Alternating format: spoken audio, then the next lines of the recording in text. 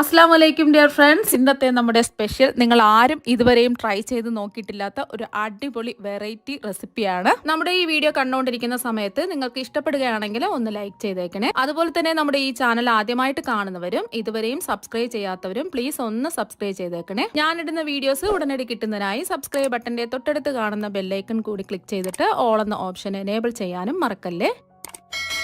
ആദ്യം തന്നെ ഒരു പാനിലേക്ക് ഇതിനായിട്ട് 250 ml കപ്പിന് 1.25 കപ്പ് ശർക്കര ഇട്ട് കൊടുക്കാം. ഞാനിപ്പോൾ കറുത്ത ശർക്കര ഒന്ന് പൊടിച്ചിട്ടാണ് എടുത്തിട്ടുള്ളത്. അപ്പോൾ കറുത്ത ശർക്കര ആകുമ്പോൾ കുറച്ചും കൂടെ ടേസ്റ്റും കിട്ടും, നല്ലൊരു കളറും ഒക്കെ ഇതിനുണ്ടാവും. അപ്പോൾ അതുണ്ടെങ്കിൽ അത് എടുക്കുക, അല്ലാന്നുണ്ടെങ്കിൽ വെള്ള ശർക്കര എടുത്താലും മതിയാവും. ഇനി ഒരു 1/4 കപ്പ് ശർക്കരയും കൂടി ഇട്ട് കൊടുക്കാം.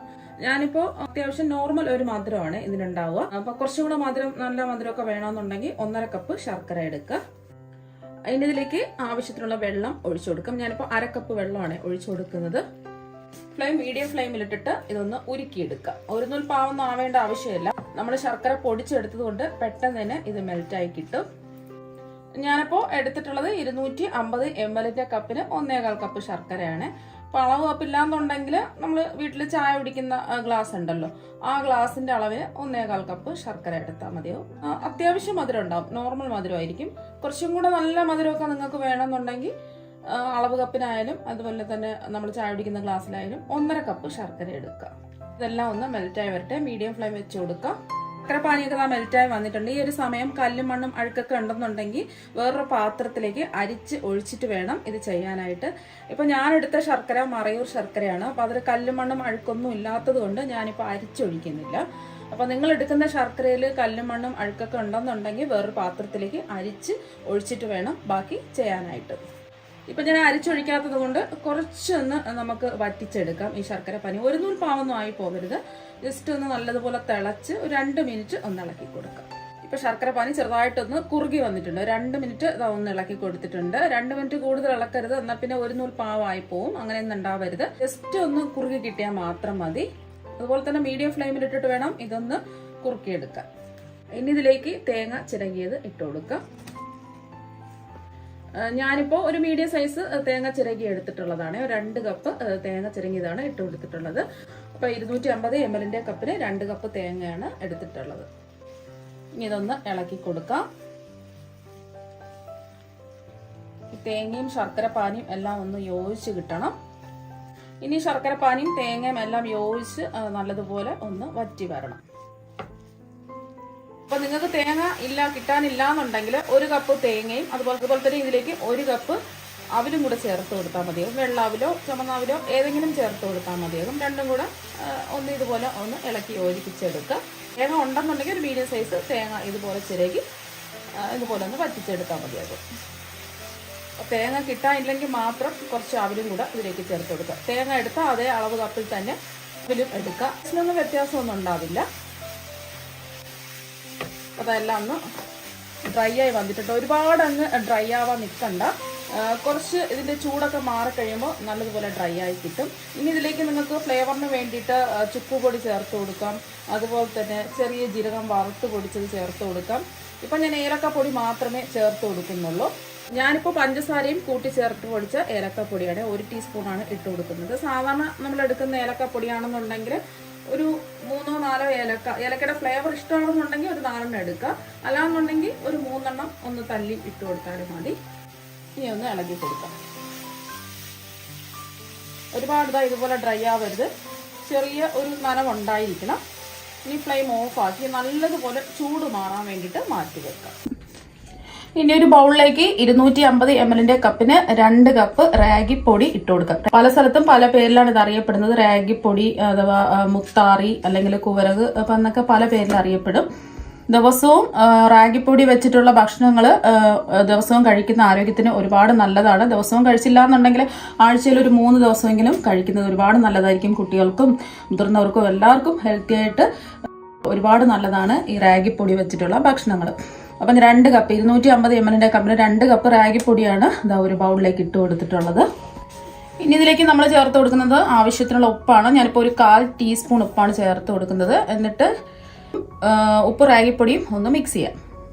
ഇപ്പോൾ ഒന്ന് മിക്സ് ചെയ്തെടുത്തിട്ടുണ്ട്. ഇനി ആവശ്യത്തിന് വെള്ളം ഒഴിച്ച് ഇതൊന്ന് കലക്കിയെടുക്കാം. അപ്പോൾ വെള്ളം ഒഴിക്കുന്ന സമയത്ത് കുറച്ച് വെള്ളം ഒഴിച്ചിട്ട് വേണം കലക്കി എടുക്കാൻ വേണ്ടിയിട്ട്. ഒരുപാട് വെള്ളം കൂടി പോവരുത്. കട്ടകളൊന്നും ഇല്ലാതെ ഒന്ന് കലക്കി എടുക്കാം.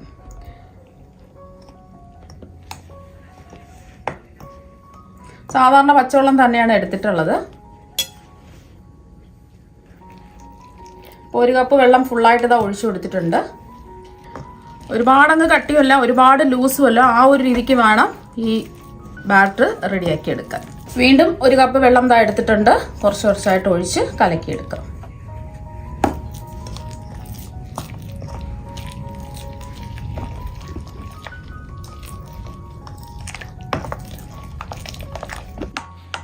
അപ്പോൾ കട്ടകളൊന്നും ഇല്ലാതെ ബാറ്റർ റെഡിയാക്കി എടുത്തിട്ടുണ്ട്. അപ്പം എനിക്കിപ്പോൾ 250 ml കപ്പിന് 1.5 കപ്പ് വെള്ളത്തിൻ്റെ ആവശ്യമേ വന്നിട്ടുള്ളൂ. ഈ ഒരു രീതിക്ക് വേണം ബാറ്റർ റെഡിയാക്കി എടുക്കുക. ദോശമാവിൻ്റെയൊക്കെ ആ ഒരു പരുവത്തിന് ബാറ്റർ റെഡിയാക്കി എടുക്കുക. കുറച്ച് വാഴയില കുറച്ച് ഈ ഒരു വലിപ്പത്തിൽ കട്ട് ചെയ്ത് നല്ലതുപോലെ കഴുകി വൃത്തിയാക്കിയതിന് ശേഷം ഇല ഒന്ന് വാട്ടി എടുത്തിട്ടുള്ളതാണ്. കുറച്ച് വലിപ്പത്തിൽ വേണം ഇതുപോലെ ഇല ഒന്ന് കട്ട് ചെയ്ത് എടുക്കാനായിട്ട്. എന്നിട്ട് നല്ലോണം ഒന്ന് കഴുകി എടുക്കുക. കഴുകി തുടച്ചതിന് ശേഷം ഇല ഒന്ന് വാട്ടിയെടുക്കുക. അപ്പൊ അങ്ങനെ എടുത്തിട്ടുള്ള ഇലയാണ്. ഇല വാട്ടി വേണം എടുക്കാനായിട്ട്. അപ്പൊ ഞാൻ എന്താ വാട്ടിയെടുത്ത വാഴയിലയിൽ നിന്നും ഒരു വാഴയില എടുത്തിട്ടുണ്ട്. ഇതിലേക്ക് നമ്മൾ തയ്യാറാക്കി വെച്ച ബാറ്റർ ഒഴിച്ചു കൊടുക്കുക. കനം കുറച്ച് പരത്തി കൊടുക്കാം. ഇനി ഇതിൻ്റെ നടുവിലായിട്ട് നമുക്ക് ഫില്ലിങ് വെച്ച് കൊടുക്കാം. ഈ ഇല ഒന്ന് മടക്കി കൊടുക്കാം. ഈ വശം ഇതുപോലെ ഒന്ന് മടക്കി കൊടുക്കാം. ഇതിൻ്റെ അകത്തേക്ക് രണ്ടിലയും ഒരുമിച്ച് വെച്ചിട്ട് ഇങ്ങനെ ഒന്ന് മടക്കി കൊടുക്കാം. എന്നിട്ട് ഈ രണ്ടറ്റവും ഒന്ന് മടക്കി കൊടുക്കാം. അപ്പം ഈ വശം ഇങ്ങനെ ഒന്ന് മടക്കി കൊടുക്കാം. ഈ വശവും അകത്തേക്ക് ഇങ്ങനെ മടക്കി കൊടുക്കാം. ഈ ഒരു രീതിക്ക് റെഡിയാക്കി എടുക്കാം. ഇത് ആദ്യത്തെ രീതിയാണ്. അപ്പോൾ രണ്ടാമത്തെ രീതി ഞാൻ കാണിച്ചു തരാം. അപ്പോൾ ഈ ഒരു രീതിക്ക് റെഡിയാക്കി എടുക്കുക. ഈ ഒരു സമയം കൊണ്ട് തന്നെ ഇത് ആവിയേറ്റ് വേവിച്ചെടുക്കുന്നതിന് വേണ്ടിയിട്ട് വെള്ളം തിളപ്പിക്കാൻ വെക്കുക. അപ്പോൾ നമ്മളിത് ലിക്വിഡ് ആയിട്ടുള്ള മാവ് പരത്തി എടുത്തിട്ടുള്ളത്. അപ്പം ഇലയിൽ നിന്നും ഒലിച്ചിറങ്ങാൻ സാധ്യതയുണ്ട്. അതുകൊണ്ട് പെട്ടെന്ന് ഇതിനെ ആവിയേറ്റാൻ വേണ്ടിയിട്ട് ഇഡ്ഡലി തട്ടിലേക്ക് വെക്കുക. അടുത്തത് ഒരു സ്പൂൺ മാവ് ഒഴിക്കുക. ഒന്ന് പരത്തി കൊടുക്കുക.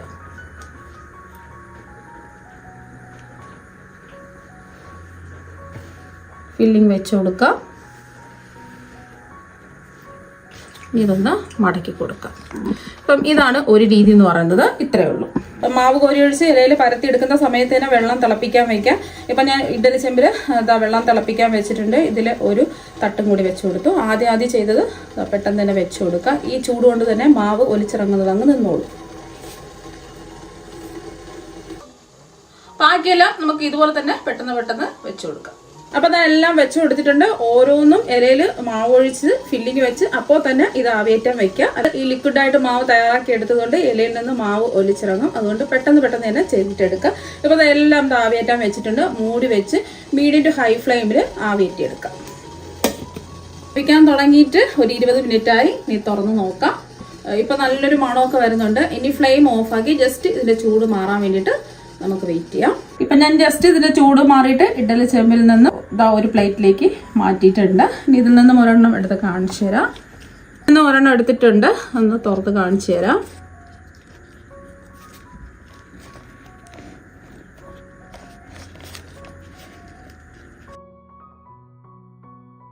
ഇപ്പൊ കണ്ടില്ലേ, ഇത് നല്ല സോഫ്റ്റ് ആയിട്ടാണ് ഇരിക്കുന്നത്. കഴിക്കാനും അടിപൊളി ടേസ്റ്റ് തന്നെയാണ്. ഇനി ഇതൊന്ന് മുറിച്ചും കൂടി കാണിച്ചു തരാം. കണ്ടില്ലേ, നല്ല പഞ്ഞി പോലെയാണ് ഇരിക്കുന്നത്. അപ്പം നമ്മൾ രണ്ട് രീതിയിലാണ് ഇലയുടെ തയ്യാറാക്കിയിട്ടുള്ളത്. ഇതും നല്ല സോഫ്റ്റ് ആയിട്ട് തന്നെയാണ് ഇരിക്കുന്നത്. അപ്പം നിങ്ങളെല്ലാവരും ഈ റാഗിപ്പൊടി വെച്ചിട്ടുള്ള ഇലയുടെ ഒരു പ്രാവശ്യം ഒന്ന് ട്രൈ ചെയ്ത് നോക്കുക. തീർച്ചയായും നിങ്ങൾക്ക് എല്ലാവർക്കും ഒരുപാട് ഇഷ്ടമാകും. അപ്പോൾ നമുക്ക് മറ്റൊരു വെറൈറ്റി വീഡിയോ ആയിട്ട് വീണ്ടും കാണാം. താങ്ക്